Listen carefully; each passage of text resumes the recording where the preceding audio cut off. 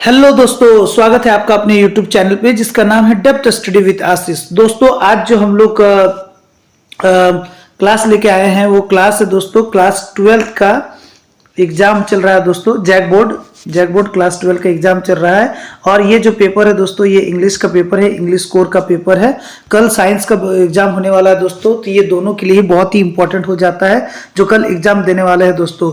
तो फटाफट चलिए दोस्तों, मैंने एमसीक्यू लेके आया हूँ कि किस तरह के एमसीक्यू पूछे हैं। इससे कल जो साइंस के बच्चे होंगे उनको एक आइडिया लग जाएगा कि क्वेश्चन किस तरह से आया है। तो चलिए दोस्तों फटाफट 30 क्वेश्चन है, इसको हम लोग सॉल्व करते हैं और पता करते हैं कि किसका कौन सा आंसर होगा। तो सबसे पहले दोस्तों क्वेश्चन है, क्या है क्वेश्चन दोस्तों कि writer in notice writing the name of the institute and organisation is placed. यानी नोटिस राइटिंग में जो इंस्टीट्यूट या ऑर्गेनाइजेशन का नाम होता है वो कहां पर लिखा जाता है। तो दोस्तों ये जो लिखा जाता है at the top of the notice लिखा जाता है, सबसे ऊपर लिखा जाता है दोस्तों। तो इसका करेक्ट आंसर हो जाएगा सी। ठीक है दोस्तों, इसका करेक्ट आंसर हो जाएगा सी। चलिए क्वेश्चन नंबर 2 देखते हैं दोस्तों। क्वेश्चन नंबर 2 में क्या पूछा है। क्वेश्चन नंबर 2 है दोस्तों, उसमें पूछा गया है कि in a letter to the editor salutation is written just after. यानी सैल्यूटेशन जो होता है जब हम लोग लेटर लिखते हैं एडिटर को, तो सैल्यूटेशन जो होता है वो कहाँ लिखा जाता है, किसके बाद लिखा जाता है। तो दोस्तों वो लिखा जाता है सब्जेक्ट के बाद। हमेशा याद रखिएगा दोस्तों कि सब्जेक्ट के बाद ही हम लोग क्या लिखते हैं, सैल्यूटेशन का प्रयोग करते हैं। सबसे पहले दोस्तों सेंडर एड्रेस होता है, उसके बीच में डेट होता है। ठीक है, सेंडर एड्रेस सबसे पहले होता है, फिर उसके बाद डेट होता है, फिर रिसीवर एड्रेस होता है, उसके बाद क्या होता है, सब्जेक्ट होता है, उसके बाद दोस्तों सैल्यूटेशन होता है। तो दोस्तों ये सीक्वेंस हमेशा याद रखना है, बहुत ही इंपॉर्टेंट है दोस्तों। ठीक है, चलिए दोस्तों नेक्स्ट जो क्वेश्चन है उसको आप देखते हैं। नेक्स्ट क्वेश्चन क्या है।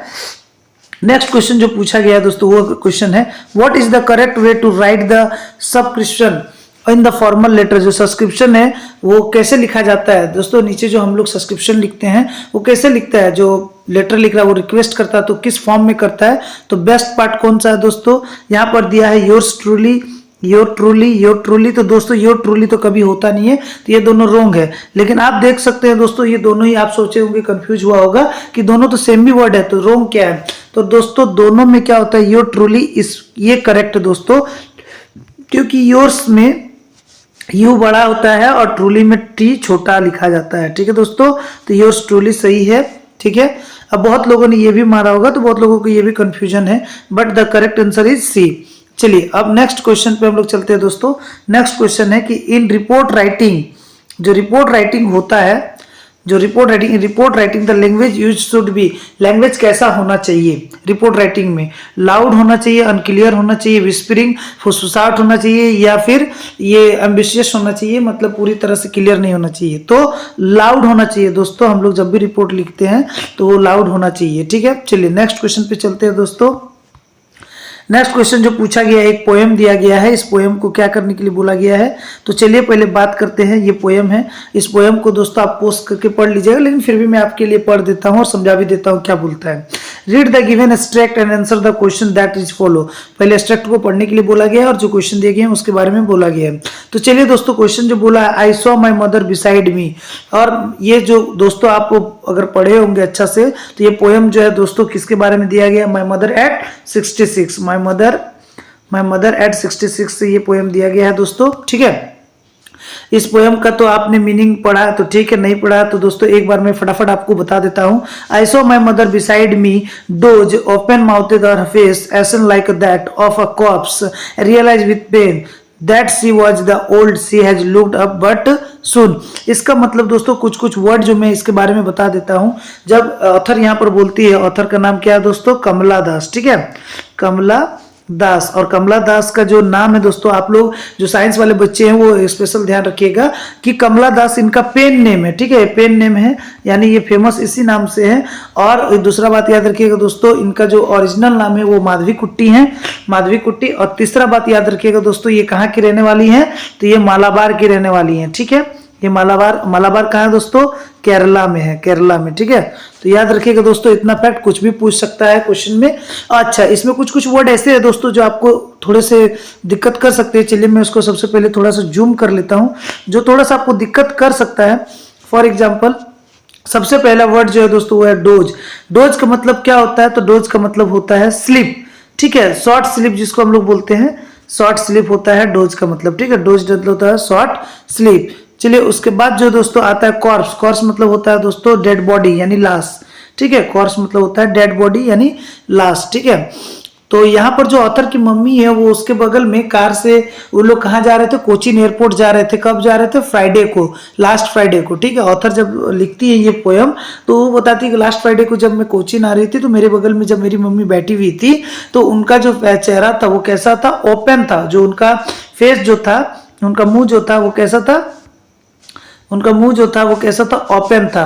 और दूसरी बात क्या याद रखना है दोस्तों, तो दूसरी बात याद रखना है कि वो कैसा लग रहा था, तो वो जब सो रही थी, ठीक है, सो रही थी तो उनका मुंह ओपन था और उनका फेस ऐसन, ऐसन मतलब बुझा हुआ, वो रौनक नहीं था, वो ऐसा फील हो रही थी लाइक अ कॉर्प्स, एक कॉर्प्स की तरह लग रही थी जो पोयम को रियलाइज विद पेन, एक पेन दे रहा था, ठीक है, एक दुख दर्द दे रहा था, ठीक है। उसके बाद बोला गया that she was as old as she looked but soon but put that the thought away and looked out the young. यहाँ पर बोला गया है कि वो जो अंदर थे कार के अंदर, वो अपनी मम्मी को देखती तो बहुत ही पेनफुल फील करती है, और वो पेनफुल फील करती है इसीलिए वो अपने थॉट को चेंज करने के लिए, याद रखिएगा दोस्तों, थॉट को चेंज करने के लिए और क्या करती है, वो कार से बाहर देखती है। वो जिस कार से अपना कोचीन एयरपोर्ट जा रही थी उससे वो बाहर देखती है और बाहर में यंग देखती है। इसके बाद यहाँ कटा हुआ दोस्तों, तो यहाँ पर लिखा हुआ था यंग स्प्लिट ट्रीज। जो स्प्लिट ट्रीज है, ट्री जो है वो बाहर, जो स्प्लिट मतलब दौड़ते हुए, तो जो ट्री थे वो पीछे की ओर दौड़ते जा रहे थे, यानी कार मूव कर रही थी और पीछे दौड़ते जा रहे थे। यंग इसके बाद नहीं दिया गया है, कोई बात नहीं। तो चलिए इससे रिलेटेड क्या क्वेश्चन है उससे, अच्छा है ये दोस्तों, यहाँ एक लाइन और है, young tree splitting and Mary children splitting out their homes. वो बाहर देखती है कि जो पेड़ हैं वो पेड़ कहाँ आ रहे हैं, पीछे की ओर दौड़ रहे हैं, और बच्चे अपने घर से आके क्या कर रहे हैं, खेल रहे हैं।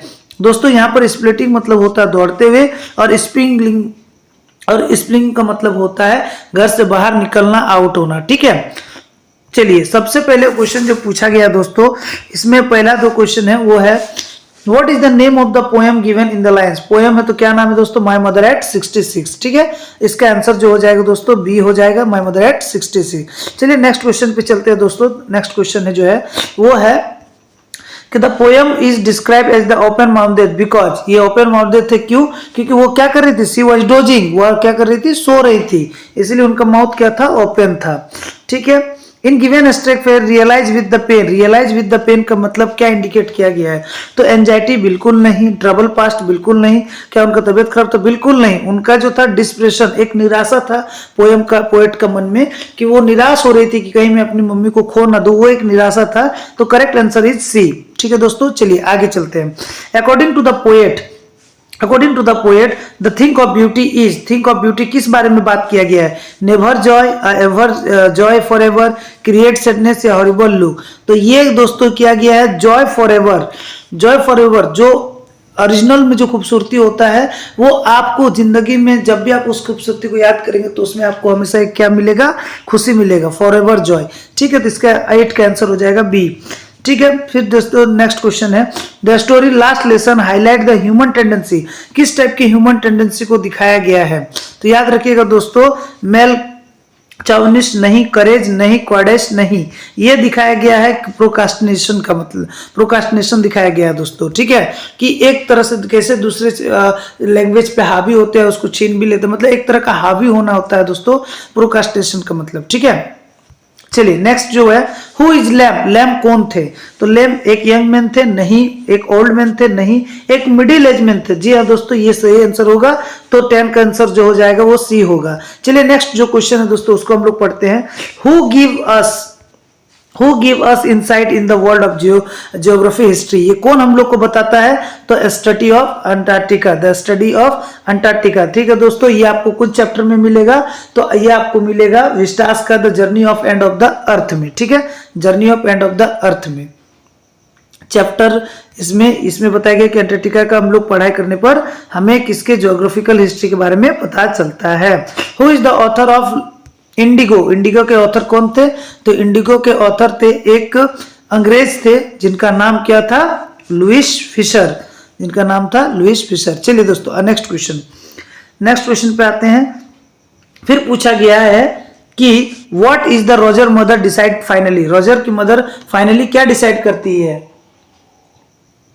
ये किस चैप्टर से दोस्तों, ये चैप्टर से wizard hit the mommies, hits mommies, ये उस चैप्टर का है। और उसमें उसकी मम्मी फाइनली डिसाइड करती है कि रोजर का जो स्मेल था वो उसको फिर से अपने पुराने स्मेल पे लाने के लिए उसकी मम्मी डिसाइड करती है to take him back to the awful wizard, awful wizard के पास ले जाती है to smell back, to his smell back. ये दोस्तों इसका 3 का ए आंसर हो जाएगा। चलिए नेक्स्ट क्वेश्चन है दोस्तों, नेक्स्ट क्वेश्चन है अपना, what is the name of the school where Jitkala was study. इस जितकला जहां पढ़ती थी स्कूल का नाम क्या था, तो स्कूल का नाम था दोस्तों कार्लिज इंडियन स्कूल। ऑप्शन हो जाएगा ए नंबर, ठीक है दोस्तों, ऑप्शन हो जाएगा ए। चलिए नेक्स्ट क्वेश्चन दोस्तों उसको पढ़ते हैं। नेक्स्ट क्वेश्चन जो हम लोग को पूछा गया है वो है why do the celebrity feel embarrass most of the often.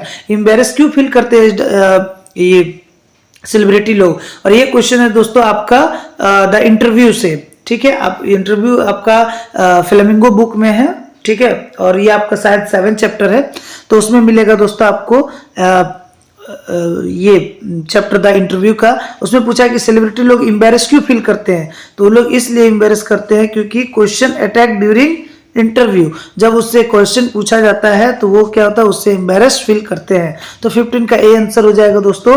चलिए 16 में क्या क्वेश्चन पूछा गया, the rag picker have no identity but they have, तो उसके पास कोई भी आइडेंटिटी नहीं था, ठीक है, रैग पिकर के पास कोई भी आइडेंटिटी नहीं था, उसके बावजूद भी उसके पास क्या था, परमिट था, गलत पासपोर्ट था, लाइसेंस था नहीं, उसके पास क्या था, राशन कार्ड था, ठीक है। तो इसका आंसर हो जाएगा दोस्तों सी। चलिए 17 का जो आंसर है दोस्तों, whenever the terrorist struck again Douglas would start. याद रखिएगा दोस्तों ये जो चैप्टर है वो डीप वाटर है और इसके जो ऑथर है वो खुद विलियम ओ डगलस है, ठीक है। इसके ऑथर कौन है, विलियम ओ डगलस। तो बोलते हैं कि जब उनको दोबारा डर लगता है, कभी भी डर लगता है तो क्या करते हैं, टॉकिंग टू द टेरर, वो किससे बात करते हैं, टॉकिंग टू द टेरर, ठीक है। चलिए नेक्स्ट क्वेश्चन है दोस्तों, where do there live slide turns कब हो जाता है, तो याद रखिएगा इन द क्रैम्प होल्स। इसका जो आंसर हो जाएगा दोस्तों in their cramp holes, action मतलब ऑप्शन ए हो जाएगा दोस्तों। नेक्स्ट क्वेश्चन है क्लियर रिल्स क्या है, क्लियर रिल्स क्या है, इनमें से क्लियर रिल्स आर क्या है, तो क्लियर विंडो गलत, stream of the clear water ये सही है दोस्तों, क्लियर थॉट नहीं, क्लियर सॉल्यूशन नहीं, stream of the clear water ये 19 का बी हो जाएगा। चलिए नेक्स्ट क्वेश्चन है जो दोस्तों वो फुल ऑफ स्वीट ड्रीम, इसका मतलब क्या है, फुल ऑफ स्वीट ड्रीम का मतलब है प्लीजेंट एंड पीसफुल स्लीप, इसका भी ऑप्शन ए हो जाएगा। चलिए क्वेश्चन नंबर 21 पे आते हैं, 21 पे आते हैं, डेनिज्म का मतलब क्या होता है। डेनिज्म दोस्तों इसका मतलब होता है यहाँ पर जो इसमें बात किया गया है डेनिम्स के बारे में, वो बात किया गया है रेसिडेंस ऑफ द फॉरेस्ट के बारे में। जहां तक मैं समझ पा रहा हूं दोस्तों इसका जो आंसर हो जाएगा वो रेसिडेंस ऑफ द फॉरेस्ट हो जाएगा, ठीक है दोस्तों, इसका option number A.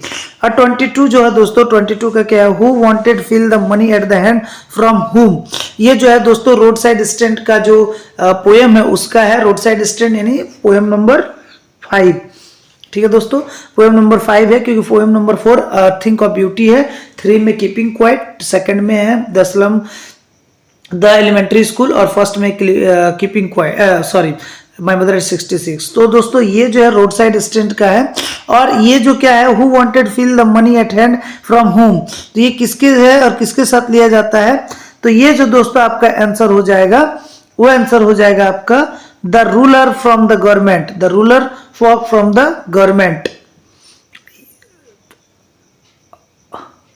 The ruler folk from the, नहीं दोस्तों रॉन्ग, ये गवर्नमेंट वाला नहीं है, the ruler folk from the cities people, तो the ruler folk from the cities people या लोकल पीपल ये वाला होगा दोस्तों, ठीक है, ये आंसर होगा 22 का डी नंबर। चलिए next, according to the poet war that fought have no, क्या है यदि वॉर होगा तो कौन नहीं क्या नहीं होगा, तो सर्वाइवर्स नहीं होंगे, क्योंकि कोई भी जो लड़ाई होता है दोस्तों इसमें कीपिंग क्वाइट का ये पोएम है और कीपिंग क्वाइट में पेब्लो नेरुदा ने कहा है कि ये जो लड़ाई है ऐसा लड़ाई है, ग्रीन वॉर्स लड़ाई है या गैस वॉर्स लड़ाई है, ये सारा वॉर्स एक दिन ऐसा हो जाएगा जब लड़ाई करते करते नो सर्वेयर कोई नहीं बचेगा इसमें जिसपे राज किया जा सकेगा, ठीक है। How does the Amrit eco find the so much time to write so much, इनको बहुत सारा टाइम कब मिलता था, using morning time, using family time, ये ऑफिशियल टाइम दोनों नहीं है दोस्तों। वो क्या करते थे, वो एक प्रोफेसर थे और वो हर संडे को लिखते थे using free time like waiting something on break, जब भी इनको टाइम मिलता था वो लिखते थे। तो इसका सही आंसर हो जाएगा दोस्तों 24 का डी। चलिए दोस्तों नेक्स्ट क्वेश्चन जो है 25, where does the diary brings to weep at the end, diary जो है ये कौन सा चैप्टर का है दोस्तों, तो ये है on the face of it, ये आपको चैप्टर मिले on the face of it, ये आपको विस्टास के चैप्टर में मिलेगा। मिस्टर लैम और डेरी दो कैरेक्टर रहते हैं, पूरी तरह से बहुत ही अच्छा ड्रामा है दोस्तों, ठीक है। और इसका जो है कि डेरी लास्ट में क्यों रोने लगता है, डेरी इसलिए रोने लगता है क्योंकि वो मिस्टर लैम्प का कोई मदद नहीं कर पाता है, बिकॉज मिस्टर मत क्या होते हैं, मर जाते हैं, और उसमें उनको बचाने में वो कोई हेल्प नहीं कर पाता, वो कोई सहयोग नहीं दे पाता है। तो मिस्टर लैम्प वाज डेथ, इसलिए वो बेचारा वो रो रहा था डेरी। तो इसका आंसर हो जाएगा बी। चलिए नेक्स्ट क्वेश्चन है कि बामा brother was asked by the Indian landlord man, क्या पूछा गया लैंडलॉर्ड से बामा के ब्रदर से, ठीक है, कि बामा का ब्रदर जो था उससे क्या पूछा लैंडलॉर्ड, तो उससे पूछता है उसका नाम और उसका स्ट्रीट क्यों पूछा जाए दोस्तों, कि स्ट्रीट के अकॉर्डिंग वो लोग पता लगा पाए कि ये कौन कास्ट का है। तो इसका आंसर हो जाएगा 26 का ए, ठीक है। चलिए how old was the prince when he reschedule the astrologer, reschedule का मतलब जब उन्होंने जवाब दिया या इसको एस्ट्रोलॉजर को, तब वो कितने साल के थे या कितने दिन के थे, तो 10 डेज के थे वो, ठीक है, 10 डेज के थे। चलिए नेक्स्ट जो अपना क्वेश्चन है दोस्तों वो है who was written the poem keeping quiet, किसने लिखा है कीपिंग क्वाइट, तो इनका नाम है पेब्लो नेरुदा, ठीक है, इन्होंने लिखा है ये पोयम, ठीक है, 28 का ए। नेक्स्ट जो क्वेश्चन है दोस्तों वो है why did M Hamel blame himself, M Hamel अपने आप को क्यों ब्लेम कर रहे थे, तो दोस्तों यहाँ पर जो आंसर है वो है not having taught them enough French, ये या बीइंग स्ट्रिक्ट थे नहीं, गिविंग स्टूडेंट हॉलीडे नहीं, बीइंग प्रिंसिपल। तो कभी कभी क्या दोस्तों इसका परफेक्ट आंसर तो ये होगा, अगर कोई सी भी लगाए तो थोड़ा सा डाउट कंफ्यूजन हो सकता है कि कभी कभी वो ऐसा फील करते थे कि काश मैं बच्चों लोग को छुट्टी नहीं दिया होता तो आज मैं उसको फ्रेंच पढ़ा पा रहा होता। तो ये एक तरह इसलिए वो अपने ब्लेम भी दे रहे थे हॉलीडे के लिए, लेकिन रियलिटी यही है कि उन लोग को और अच्छा से पढ़ा नहीं पाए, टफ इनफ फ्रेंच, ठीक है, जितना जरूरत है उतना भी नहीं पढ़ाने का मौका मिला। तो answer is a. And the last question दोस्तों जो आज पूछा गया था आर्ट्स में, वो पूछा गया था कि what force children to live a life of exploitation, तो जो बच्चे लोग थे वो एक्सप्लॉयटेशन लाइफ क्यों जी रहे थे, तो ड्यू टू पॉवर्टी के कारण जी रहे थे वो एक्सप्लॉयटेशन। और ये जो वो आया है चैप्टर, ये चैप्टर था the elementary school slum classroom in the elementary school classroom in the slum, ये था दोस्तों चैप्टर वो थी पोएम का। और इसी के तहत दोस्तों कैसा लगा, अगर अच्छा लगा तो लाइक शेयर सब्सक्राइब जरूर कीजिए दोस्तों, अपने वैसे फ्रेंड को भी शेयर कर दे जो कल एग्जाम में बैठने वाले हैं दोस्तों, थोड़ा सा टेंशन कम हो जाएगा उनका। और इतने धैर्य से सुनने के लिए आप सभी का बहुत बहुत शुक्रिया, ठीक है, thank you, have a good day, जय हिंद, थैंक यू एवरीवन।